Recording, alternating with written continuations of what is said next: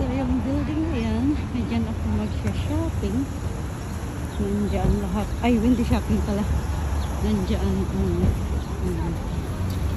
sari-saring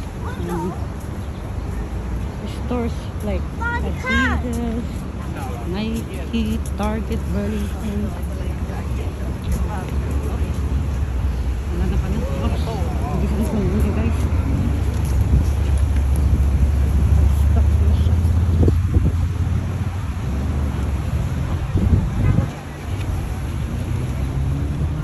So, ayun. Okay guys. Tignan ko